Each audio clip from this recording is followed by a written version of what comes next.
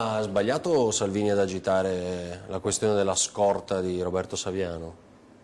L'ho trovata una cosa indegna, perché sinceramente uno che ha fatto qualcosa di importante, denunciare la camorra, oggi i problemi non sono le scorte di Saviano piuttosto che le scorte di queste persone, perché ricordiamoci che questi hanno denunciato dei sistemi di criminalità organizzata, mettendo a repentaglio la loro vita. Non è che ha detto poi mi arriverà la scorta, questo l'ha fatto, e quando uno fa un'azione del genere a me non me ne frega niente di cosa vota, cosa non vota, che gli sta antipatico o antipatico. Ha fatto un servizio al paese, cioè ha tolto il velo, un velo di omertà di fronte a qualcosa che tutti sapevano ma nessuno voleva dire. Andare ad attaccare questo perché ti sta antipatico un ministro degli interni, cioè, non l'ho trovato, anche perché è una cosa un po' povera, e poi si innescano questi meccanismi di odio contro odio. Allora tu sei radical chic, allora tu sei un agitatore di popolo, cioè, ma ragazzi, ma di cosa stiamo parlando? Il nemico sono i camorristi, cioè sono quelli i nemici,